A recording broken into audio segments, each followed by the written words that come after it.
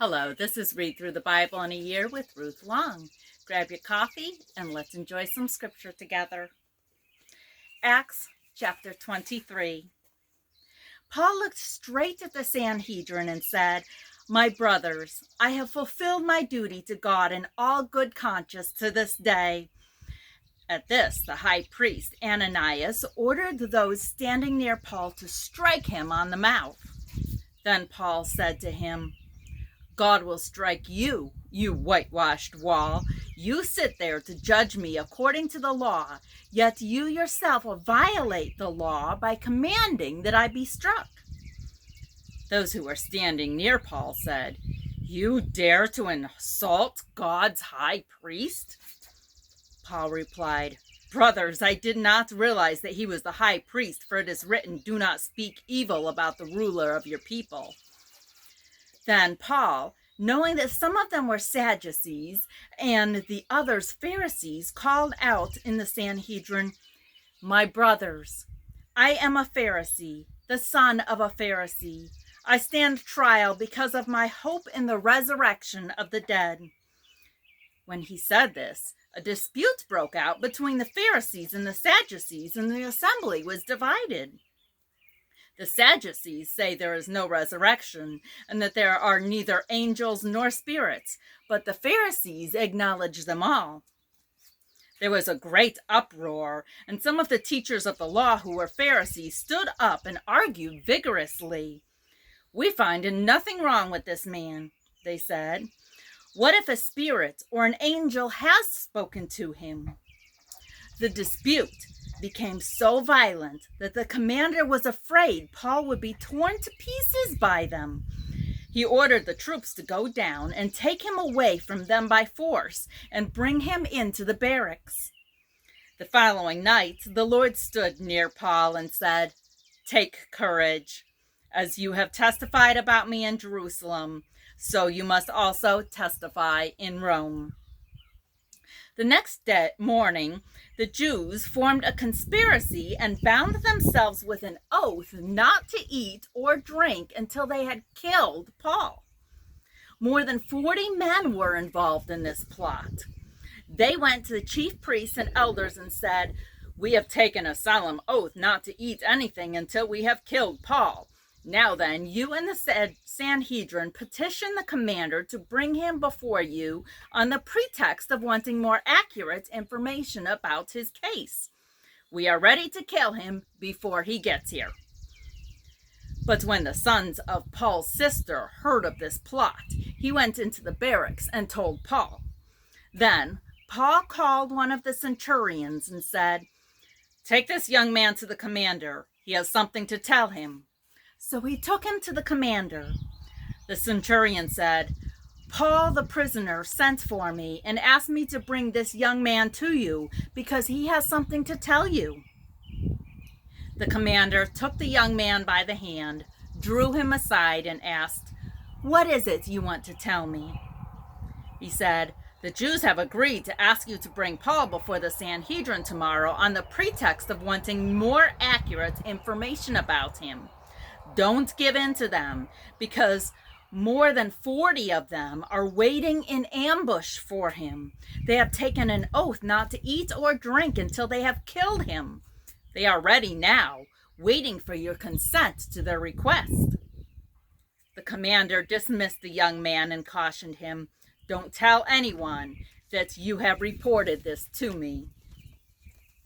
Then he called 2 of his centurions and ordered them, "Get ready a detachment of 200 soldiers, 70 horsemen, and 200 spearmen to go to Caesarea at 9 tonight.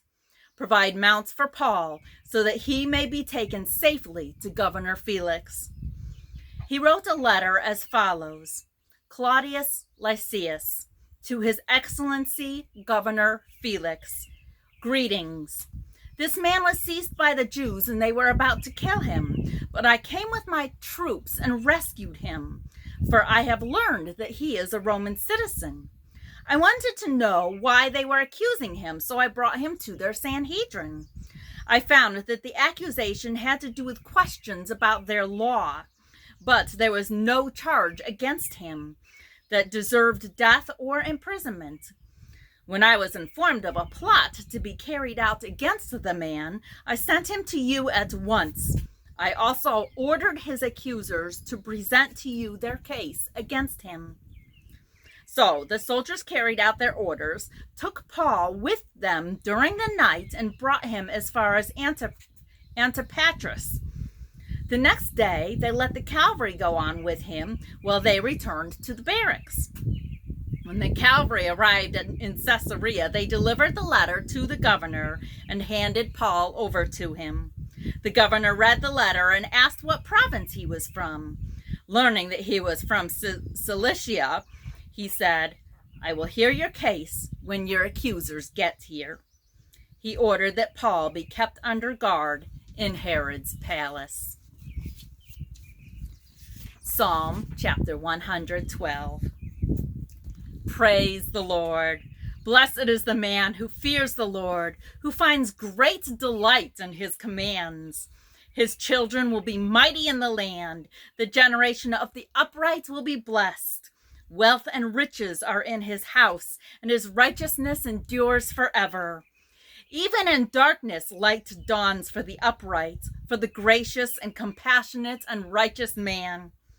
Good will come to him who is generous and lends freely, who conducts his affairs with justice. Surely he will never be shaken. A righteous man will be remembered forever. He will have no fear of bad news.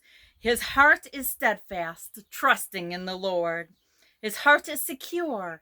He will have no fear. In the end, he will look in triumph on his foes. He has scattered abroad his gifts to the poor. His righteousness endures forever. His horn will be lifted high in honor. The wicked man will see and be vexed. He will gnash his teeth and waste away. The longings of the wicked will come to nothing. Leviticus chapter 23. The Lord said to Moses, "Speak to the Israelites and to say to them, these are my appointed feasts, the appointed feasts of the Lord, which you are to proclaim as sacred assemblies. There are 6 days when you may work, but the 7th day is a Sabbath rest, a day of sacred assembly. You are not to do work wherever you live. It is a Sabbath to the Lord. These are the Lord's appointed feasts, the sacred assemblies you are to proclaim at their appointed times. The Lord's Passover begins at twilight on the 14th day of the first month. On the 15th day of that month, the Lord's Feast of Unleavened Bread begins. For 7 days you must eat bread made without yeast. On the first day, hold a sacred assembly and do no regular work. For 7 days, present an offering made to the Lord by fire, and on the 7th day, hold a sacred assembly and do no regular work." The Lord said to Moses, "Speak to the Israelites and say to them, when you enter the land I am going to give you and you reap its harvest, bring to the priest a sheaf of the first grain you harvest. He is to wave the sheaf before the Lord, so it will be accepted on your behalf. The priest is to wave it on the day after the Sabbath. On the day you wave the sheaf, you may sacrifice as a burnt offering to the Lord a lamb, a year old without defect, together with its grain offering of 2/10 of an ephah of fine flour mixed with oil, an offering made to the Lord by fire, a pleasant aroma, and its drink offering of a quarter hin of wine. You must not eat any bread or roasted or new grain until the very day you bring this offering to your God. This is to be a lasting ordinance for the generations to come wherever you live. From the day after Sabbath, the day you brought the sheaf of the wave offering, count off 7 full weeks. Count off 50 days up to the day after the 7th Sabbath, and then present an offering of the new grain to the Lord. From wherever you live, bring 2 loaves made of 2 tenths of an ephah of fine flour baked with yeast, as a wave offering of first fruits to the Lord. Present with this bread 7 male lambs, each a year old and without defect, 1 young bull and 2 rams.